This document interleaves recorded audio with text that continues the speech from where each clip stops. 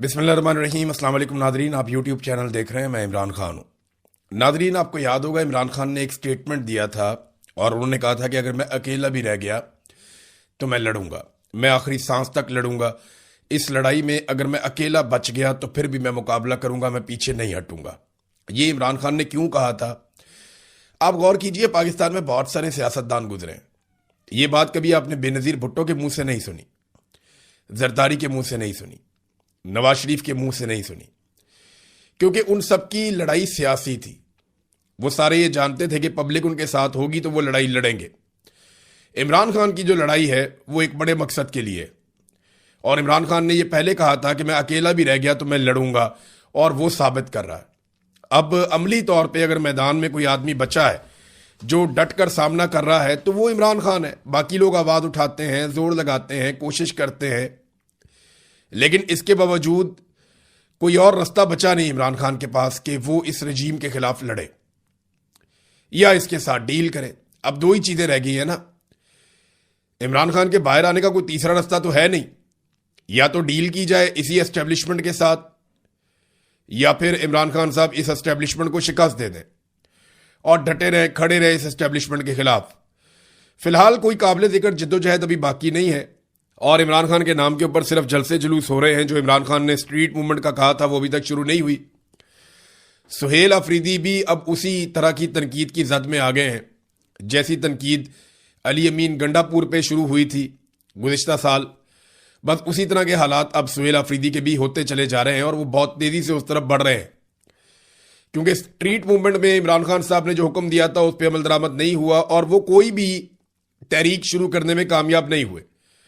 और उनके पास सबसे आसान तरीका यह है कि वो कह देते हैं कि तहरीक तहफ़्फ़ुज़ आईन पाकिस्तान से जाकर मिलो, उनसे पूछो क्या करना है, हम तो जनाब उनके इशारे का इंतजार कर रहे हैं। लेकिन मैं एक हकीकत आपके सामने रखता हूं कि अगर तहरीक तहफ़्फ़ुज़ आईन पाकिस्तान आज भी कहे ना कि सुहेल अफरीदी 10 लाख आदमी लेकर आप इस्लामाबाद पहुंचे, तो मुझे नहीं लगता कि वो 50-60 हज़ार आदमी से ज्यादा इकट्ठा कर पाएंगे इस वक्त भी। उसकी वजह यह है कि वो मोमेंटम जो गलियों में बनना था, चौक चौराहों में बनना था, वो मोमेंटम खैबर पख्तूनख्वा की लेवल तक भी पाकिस्तान तहरीक इंसाफ नहीं बना पाई। हाँ, जलसे हैं, तहरीक इंसाफ सबसे बड़े जलसे कर सकती है, माजी में भी करती रही है, इमरान खान के नाम पे लोग निकलते हैं। लेकिन जिस स्ट्रीट मूवमेंट का इमरान खान ने कहा था वो नहीं है ना। देखिए, इसीलिए अब मुराद सईद जैसा आदमी जिसने काफी अपने आप को होल्ड करके रखा, वो बोलने पर मजबूर हो गया। मुराद सईद ने साफ बताना शुरू कर दिया। और कर्नल वाला जो वाकया मुराद सईद ने बताया कि कर्नल को जाकर कहते हैं कि इमरान खान ने तो बाहर आना नहीं, मुराद सईद तो पागल है, ये तो जिस दिन आएगा मारा जाएगा। ये मुराद सईद का एक बहुत करीबी आदमी है जिसने जाकर ये कर्नल से बात की। तो ये जो सुहेल अफरीदी की खैबर पख्तूनख्वा हुकूमत है वो अब वैसी नहीं है जिस मिशन के साथ उसको बनाया गया था, या कम से कम इस वक्त वो नहीं कर रही जो उनसे तवक्को की जा रही थी पाकिस्तान तहरीक इंसाफ की जानिब से या इमरान खान की जानिब से।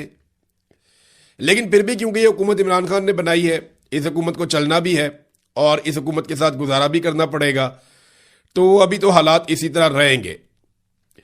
इमरान खान साहब को अगर कोई अदालतों से रिलीफ की तवक्को थी तो याद रखिएगा कि वो 26वीं और 27वीं आईनी तरमीम के बाद खत्म हो गई। मैंने कई मरतबा आपको यह कहा था 26वीं और 27वीं आईनी तरमीम से पहले कि जिस दिन अदालतों में यह केस जाएगा उस दिन यह रद्दी की टोकरी में जाएगा। चाहे वो अलकादर वाला हो, चाहे वो तोशा खाना वाला हो, चाहे वो इद्दत वाला हो। इद्दत वाला तो गया ना, रद्दी की टोकरी में गया। साइफर वाला भी गया, रद्दी की टोकरी में गया। लेकिन ये बड़े बड़े मुकदमात जो खत्म हुए रद्दी की टोकरी में गए, ये 26वीं और 27वीं आईनी तरमीम से पहले गए। 26वीं और 27वीं आईनी तरमीम के बाद जो अदलिया के साथ कर दिया गया, यानी 6 ऐसे जजेस थे जिन्होंने कहा कि पाकिस्तान की एजेंसियां हमें तंग कर रही हैं, हरासा कर रही हैं। 3 को जबरदस्ती ट्रांसफर कर दिया, 1 को नौकरी से निकाल दिया, 1 पे रेफरेंस है और 1 ने माफी तलाफी कर ली। ये तो इन्होंने निशाने इबरत बना लिया, जजों से बदला ले लिया और पूरे निजाम को पैगाम दे दिया कि हमारे खिलाफ जो भी जाएगा उसके साथ हम यही करेंगे। और यह सिलसिला रुक नहीं रहा।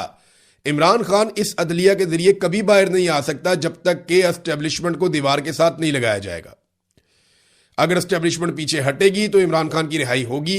दो ही सूरतें, या तो एस्टेब्लिशमेंट को दीवार के साथ लगाना पड़ेगा, उन्हें मजबूर करना पड़ेगा कि वो पीछे हट जाएं, उन पर दबाव डालना पड़ेगा, और दूसरा रास्ता यह है कि एस्टेब्लिशमेंट के मुतालबात मानकर इक्तदार ले लिया जाए और इज्जत हमेशा के लिए गंवा ली जाए।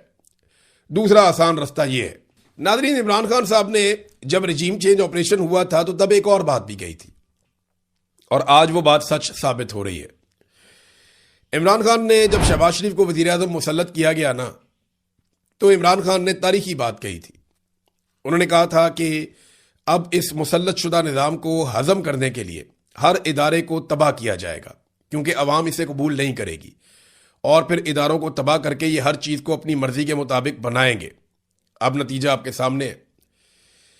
पाकिस्तान का जो सबसे बड़ा इदारा माना जाता था, पाकिस्तान की मिलिट्री, उसको भी तबाह बर्बाद कर दिया गया। जिस तरीके से आर्मी चीफ की एक्सटेंशन का तरीकाकार बदल दिया गया, जिस तरीके से उन्हें ताहयात इस्तिस्ना दे दिया गया, जिस तरीके से उसको सियासत के अंदर इन्वॉल्व कर दिया गया, और अब तो बड़े फख्र से सीना ठोक कर कहा जाता है कि हाइब्रिड निज़ाम चल रहा है, जर्नैल और सियासतदान मिलकर मुल्क को चला रहे हैं। इमरान खान ने जो कहा था वो हमने होता हुआ देखा, अदलिया के साथ, पुलिस के साथ, ब्यूरोक्रेसी के साथ। तो तमाम जगह पे हमने वो तबाही अपनी आंखों से देखी। पीआईए जैसा इदारा जो है, इन्होंने ओने पोने बेच दिया। तो क्योंकि ये तब्दीली बड़ी खौफनाक थी, इस रिजीम को मुसल्लत किया गया था, और क्योंकि ये हजम नहीं हो रहा था किसी को, तो उसे हजम करने के लिए इमरान खान ने जो जो कहा वो हमने अब होता हुआ देखा। देखिए, ये अवाम से बदला भी लेते हैं, अवाम का मजाक उड़ाते हैं, फिर इंजॉय भी करते हैं। मिसाल के तौर पे ये खबर आप देखिए कि बिजली की कीमत में इस हुकूमत ने कमी की है और एक अजीबो गरीब किस्म का रिलीफ अवाम को दिया, 1 पैसा फी यूनिट। यानी अगर आप बहुत अमीर आदमी हैं और बहुत तगड़े आदमी हैं, आप 1000 यूनिट जला सकते हैं तो आपको 10 रुपए बच जाएंगे। मैं वैसे ही आपको मिसाल दे रहा हूं, कैलकुलेशन में आपको 1 पैसे की वैल्यू बता रहा हूं। इमरान खान साहब को अगर जेल में रखना है तो इन सबको मिलकर रहना पड़ेगा, क्योंकि ये सारे इमरान खान से डरते हैं। किसी का मैंडेट जाली है, कोई इस बात से डरता है कि उसने जुल्म बहुत कर दिया है, कोई इंक्वायरी से डरता है, कोई नौकरी से डरता है, किसी चीज से। सब लोग डरे हुए हैं। बेशुमार पुलिस वाले शामिल हैं, एफआईए वाले शामिल हैं, ब्यूरोक्रेट शामिल हैं। जिन जिन लोगों ने 2 नंबरियां की हैं वो डरे हुए हैं सारे। बेनिफिशियरी बहुत ज्यादा हो गए ना इस निजाम के, तो ये सारे एक दूसरे के इंश्योरेंस पॉलिसी हैं। अब आ जाए आप एक और चीज पे। अलीमा खान, इमरान खान साहब की बहन है, उन्होंने बड़े इंकशाफात किए हैं और वो ये कह रही है कि एस्टेब्लिशमेंट ये साबित करने की कोशिश कर रही है कि इमरान खान को कुछ हो गया है, ताकि कल ये कहना आसान हो कि इमरान खान बेबार थे, खुद ही कुछ हो गया है। इमरान खान पर ये पहले भी गोलियां चला चुके हैं। 2 हफ्ते कबल अहम तरीन जराए का हमसे राब्ता हुआ और कहा गया कि इमरान खान की आइसोलेशन में हालत बहुत खराब हो गई है और खुद से बातें करने लग गए हैं। ये भी एजेंसियां ही खबरें दे रही थीं। अब ये बड़ी सीरियस बात है। अलीमा खानम देखे ना, उनकी सिचुएशन बड़ी अजीब है, एक बड़ी आजमाइश है उनके ऊपर। एक तरफ वो ये चाहती है कि उनके भाई बीमार ना हो, उन्हें डॉक्टर्स चेक करें, उसके बाद ये खून पीते हैं मुरीदके में, फिर कश्मीर में खून पीते हैं, फिर दोबारा खून पीते हैं जब आयतुल्लाह अली खामनाई की शहादत होती है ईरान में, लोग निकलते हैं एहतजाज करने के लिए, अहले तशी, उनका खून पीते हैं, फिर कश्मीर में खून पिया जाता है, और अब लगातार 2 दिनों से खून पीते पीते खून की ज़रूरत बढ़ती जा रही है। ऐसा लगता है डोज बढ़ती जा रही। पहले कम लोगों को मारते थे, अब ज़्यादा लोगों को मारते हैं। पहले देर देर के बाद मारते थे, अब जल्दी जल्दी मारते हैं। तो ये रियासत और इसके इदारे एक खून आशाम बनते चले जा रहे हैं और सियासतदान बैठकर तमाशा देख रहे हैं। जिनकी जिम्मेदारी है ना, वो अगर बैठ के तमाशा देखेंगे और ये सोचेंगे जनाब कहीं मैं ना पकड़ा जाऊं, मेरा कारोबार ना बंद हो जाए, मेरी सियासत ना ख़त्म हो जाए, मेरे बच्चे ना बर्बाद हो जाए, पूरा मुल्क ही बर्बाद हो रहा है। जब आप सियासत में आए थे ना, तो आपको ये सोच कर आना था कि मैं अपने मुल्क की खातिर अपनी ज़िंदगी दे रहा हूं, तो फिर अब आपको पीछे हटने का कोई हक हासिल नहीं है। लोगों ने आप लोगों को वोट डाले हुए निकले और निकल के आवाज़ उठाएं। फजलुर रहमान की जिम्मेदारी है, एएनपी की जिम्मेदारी है, पीपल्स पार्टी के अगर कोई लोग अब भी उनके अंदर इंसाफ बाकी है तो उनकी जिम्मेदारी है। पीएमएलएन ने तो मायूस ही कर दिया, बेड़े ही गर्क कर दिया पकड़ के। पीटीआई के लोगों को खड़े होना चाहिए फौरी तौर पे। बाकी तमाम पॉलिटिकल पार्टीज को मिलकर आवाज़ उठानी चाहिए जुल्म और बर्बरियत के खिलाफ, और इनको आज़ाद कश्मीर में जाना चाहिए और लोगों के साथ इजहारी यकजहती करना चाहिए।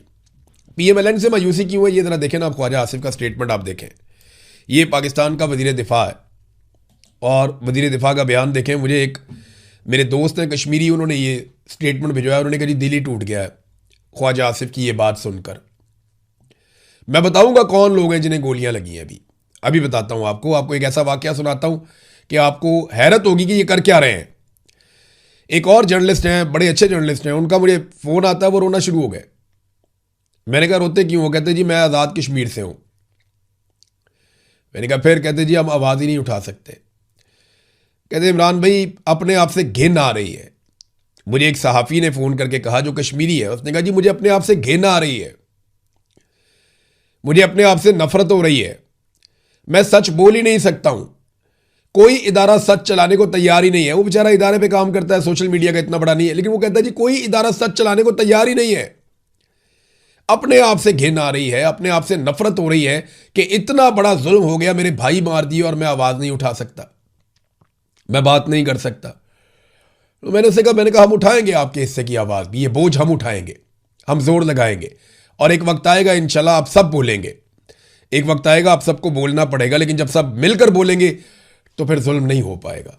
इसलिए बारी बारी सबकी बारी, ये मैं कहता रहता हूं कि आप सबकी बारी आएगी, एक एक करके आप सबको मारा जाएगा, एक एक करके आप सबकी इज्जत पे हाथ डालेंगे, एक एक करके आप सबकी चादर और चार दीवारी का तकद्दुस पामाल करेंगे, एक एक करके आपके घरों में घुसेंगे। ये आज भी मौका है, इकट्ठे होकर इनका मुकाबला करो, वरना ये जायंट बनता जाएगा, ये एस्टेब्लिशमेंट इतनी ताकतवर हो जाएगी कि फिर आप इसको रोकना आपके लिए मुसीबत बन जाएगी, फिर बहुत ज्यादा कुर्बानी देनी पड़ेगी।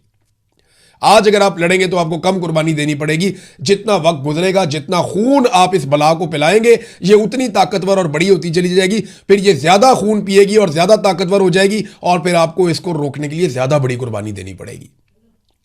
आज रोक लो, कम नुकसान होगा, कल रोकोगे और नुकसान होगा, उसके बाद रोकोगे ये और ताकतवर हो जाएगी आपका खून पीकर, फिर और नुकसान होगा। तो बारी बारी सबकी बारी।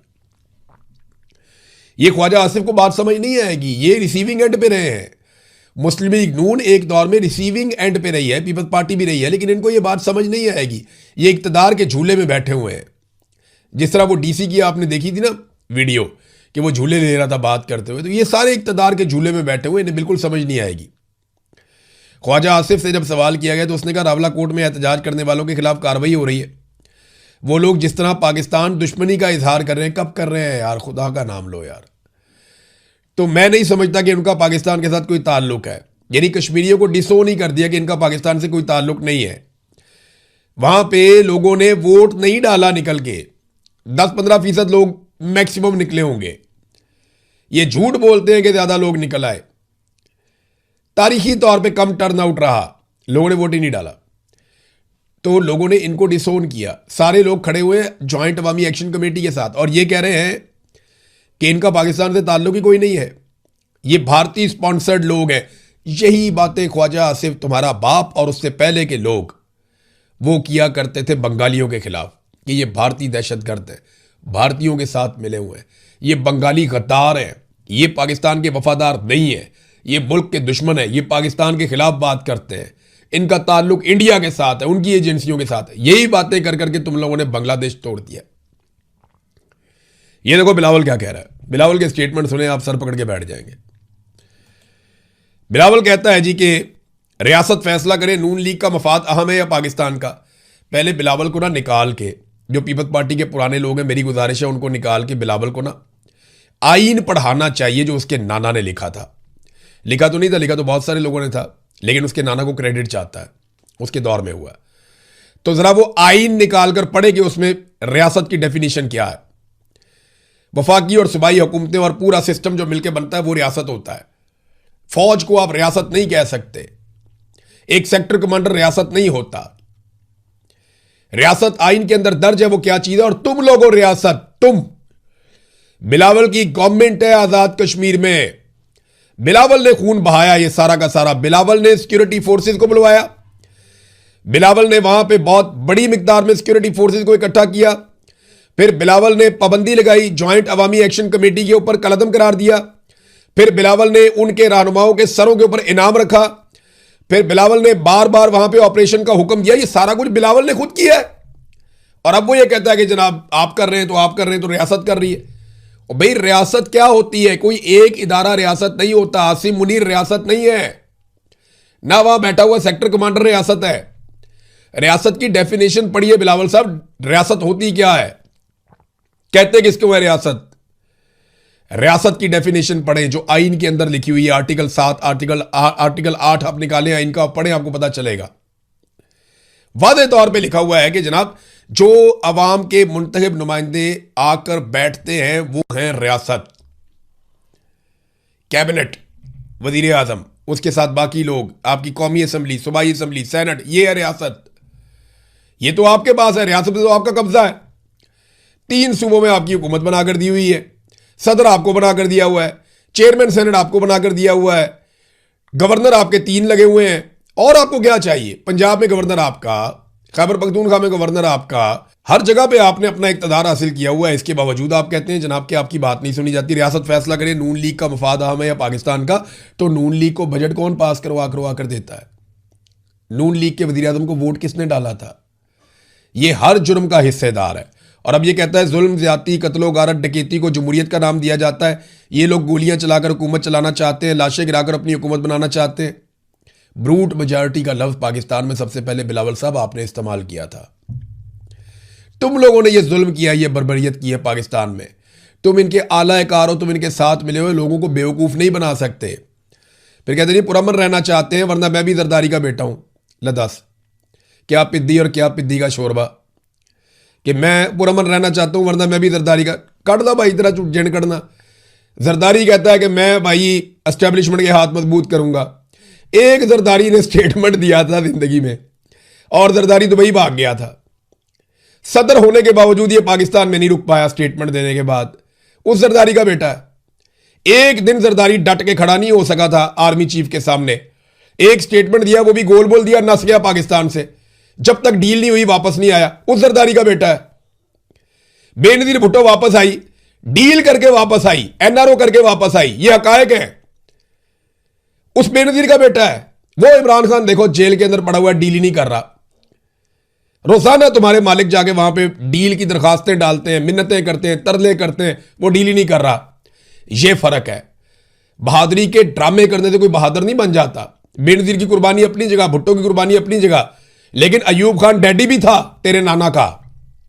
बेनजीर भुट्टो एक डिक्टेटर के साथ डील करके पाकिस्तान वापस आई थी, एनआरओ करके, याद है? यही जरदारी एक स्टेटमेंट दिया था ये जर्नैल के खिलाफ और उसके बाद पाकिस्तान से भाग गया था, वापस ही नहीं आ रहा था। याद है ना सारा कुछ? ये अपनी दफा सबको मैं जरदारी का बेटा हूं। भाई जो जरदारी साहब ने सप कटिया तुसी भी कट लो। उन्होंने भी जूते पॉलिश किए हैं, आप भी जूते पॉलिश कर लें। अब एक और स्टेटमेंट बिलावल का देखें। वो कहता है जी धांधली की कहानी आज से शुरू नहीं हुई, हम कौमी मफाद में खामोश थे। केड़ा कौमी मफाद भाई? सारे ओहदे लेके कौमी मफाद। 3 गवर्नर अपने बना लिए, 3 वजीर आला अपने बना लिए, गिलगित बल्तिस्तान में हुकूमत ले ली, डिप्टी स्पीकर अपना बना लिया, सदर अपना बना लिया, चेयरमैन सेनेट अपना। और तानू की चाहिए भाईजान? और आपको क्या दे? कौमी मफाद नहीं, जाती मफाद में चुप हो तुम लोग।